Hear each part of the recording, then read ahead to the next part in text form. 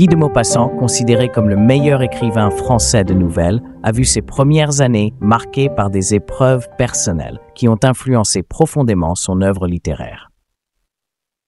Né dans une famille normande où les parents, issus de la petite aristocratie pour le père et d'une famille libre-penseuse pour la mère, se sont séparés quand il avait 11 ans, Maupassant a été élevé dans un environnement où les tensions familiales étaient palpables. Les premières expériences éducatives de Maupassant à l'église et au petit séminaire d'Yvetot furent marquées par une répulsion pour le cadre clérical, menant à son expulsion délibérée.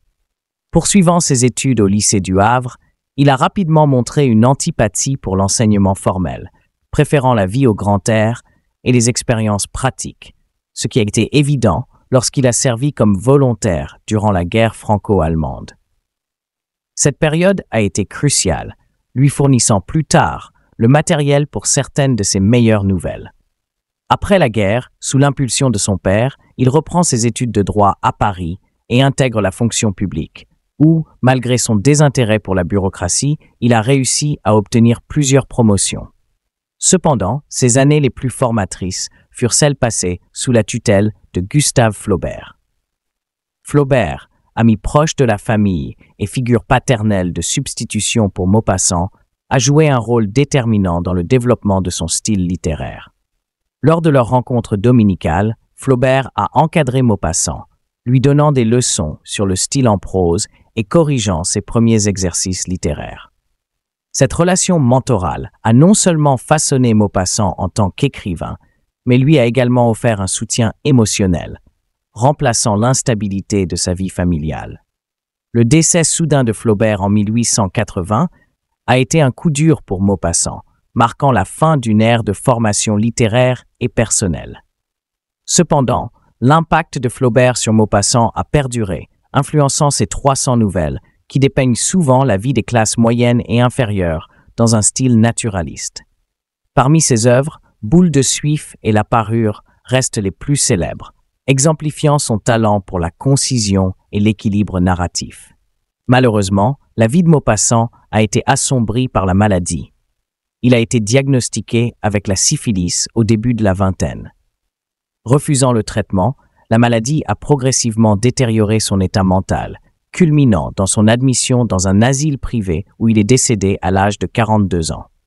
Cette lutte personnelle contre la maladie se reflète souvent dans ses écrits poignants, où les personnages affrontent des destins souvent tragiques, un miroir de ses propres combats internes et de sa vision sombre de la condition humaine.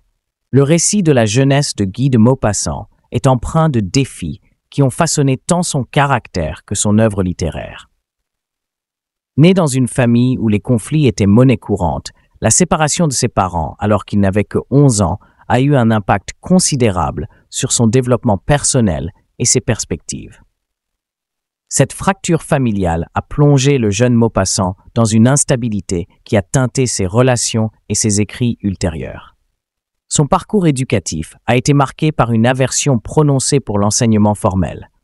Après avoir été expulsé d'un petit séminaire pour une faute mineure, Maupassant a continué ses études au lycée de Le Havre, où il a obtenu son baccalauréat. Cependant, ce sont ses expériences vécues pendant la guerre franco-allemande qui ont profondément influencé sa perspective et enrichi sa voie littéraire. Volontaire dans cette guerre, il a été témoin direct des horreurs et des réalités brutales du conflit, des thèmes qui ressurgissent fréquemment dans ses nouvelles, reflétant les tensions et les tragédies de son époque. La guerre terminée, Maupassant a repris ses études de droit à Paris, mais son intérêt pour la bureaucratie était limité, malgré les postes obtenus grâce à l'intervention de son père. C'est durant cette période de sa vie que Maupassant a été diagnostiqué avec la syphilis, une maladie terrifiante et répandue à l'époque, qui a non seulement affecté son bien-être personnel, mais a également eu un impact indélébile sur sa carrière professionnelle. Le refus de Maupassant de se faire traiter a exacerbé la progression de la maladie, entraînant des complications neurologiques qui ont finalement conduit à son internement dans un asile privé et à sa mort prématurée à l'âge de 42 ans. Cette trajectoire tragique de Maupassant, marquée par des relations familiales fracturées, des défis éducatifs et des combats personnels contre la maladie se reflètent dans la complexité des personnages et des intrigues de ces nouvelles.